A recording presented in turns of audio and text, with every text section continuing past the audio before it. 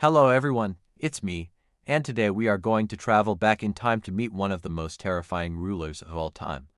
Get ready to meet Vlad III, aka Vlad Impaler, aka Dracula, the Prince of Darkness. Alright, now let's get back to Vlad Impaler. Alright, so let's set the stage. We are in Europe in the 1400s, think plague, poverty and power struggles.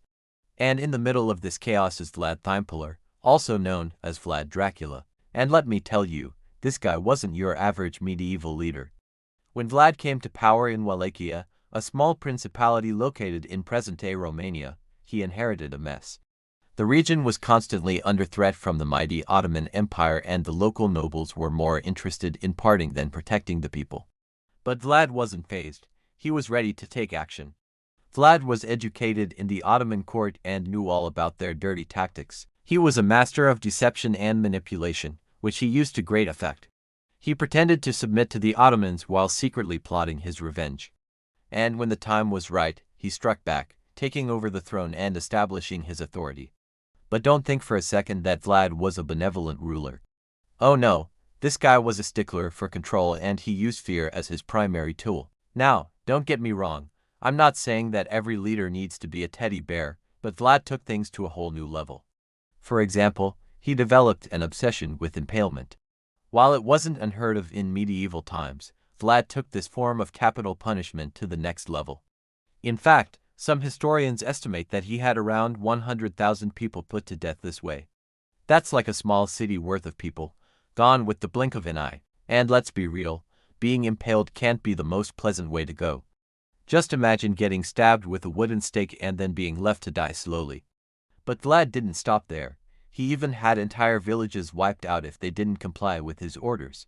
For instance, in 1459, he ordered the execution of 18,000 people in the city of Tecuci. And he didn't do it because they committed a major crime or rebelled against him. Nope, he simply suspected they weren't working hard enough. And if you think that Vlad was just a mindless brute who enjoyed hurting people for the sake of it, you'd be wrong. He was smart, calculated and strategic in his approach to ruling. He understood the power of fear and used it to keep his subjects in check. In fact, many historians argue that Vlad's brutal tactics were actually effective in maintaining order and stability in his domain. The stakes weren't just meant to punish the guilty. They also served as a warning to those who might consider disobeying him. And let's be honest, in the 1400s, when life was already a gamble, it's not like people had too much faith in their leaders anyway. Vlad knew this and played into the fears of his people. He created a climate of paranoia and suspicion, which made it difficult for anyone to challenge his authority. For example, he kept nobles close to him and monitored their actions closely. He also established a network of informants who reported any suspicious activity to him immediately. If you were caught plotting against Vlad or even criticizing him in private, chances are you wouldn't stay alive for much longer. But Vlad's ruthlessness wasn't limited to his subjects. He was just as willing to spill the blood of his enemies as he was his own people. In fact, he earned the nickname Vlad the Impaler mainly due to his habit of impaling his enemies. One time he even attacked the Sultan of the Ottoman Empire, the biggest bully of the region. The Sultan was furious and sent an army to teach Vlad a lesson. But guess what? Vlad outsmarted him and won the battle. Now, you might be thinking that Vlad was just lucky, but I say there's no such thing in war. Vlad's military victories were no accident. He was a skilled tactician and strategist who knew how to use his enemies' weaknesses against them. For example, in the battle against the Ottomans, he used guerrilla tactics to confuse and outmaneuver the larger army. He also knew how to play to his strengths and avoid his weaknesses. Basically, Vlad was the Napoleon of the 1400s, except with a lot more stabbing. Now, I know what you're thinking. This guy sounds like a total psychopath, and you wouldn't be wrong. But Vlad was also a cunning politician who knew how to play the game. He was constantly making alliances and forming partnerships to secure his position as ruler of Wallachia. He also knew how to use diplomacy to his advantage, often pretending to be friendly with his enemies until he could find a way to outmaneuver them. Plus, Vlad wasn't just a bloodthirsty warmonger. He was also a reformer who implemented policies to improve the lives of his people. For example, he introduced new agricultural techniques that increased food production, and He also reformed the tax system to make it more equitable. However, these reforms were often overshadowed by his more brutal policies, which made him a controversial figure in Wallachia. But let's face it, even if Vlad had been the most benevolent ruler in history, his reputation would have been tarnished by his choice of hobbies. You see, Vlad was obsessed with blood drinking.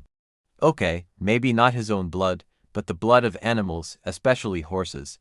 He hosted feasts where he dipped bread in horse blood and encouraged his guests to follow suit. And he wasn't shy about flaunting his unusual taste. In fact, Vlad even built a tower in his castle where he kept caged horses specifically for the purpose of extracting their blood. Now, I'm not gonna lie, this particular quirk makes me question Vlad's sanity. Like, seriously, dude, there are plenty of tasty foods in the medieval world and you choose to focus on horse blood. But hey, who am I to judge? The bottom line is Vlad's obsession with blood turned him into a local legend, and whether he was a hero or a monster depended on who was telling the story. Some people saw him as a noble warrior who fought against the odds to protect his homeland from the Ottomans. Others saw him as a power-hungry tyrant who used fear and bloodshed to maintain control.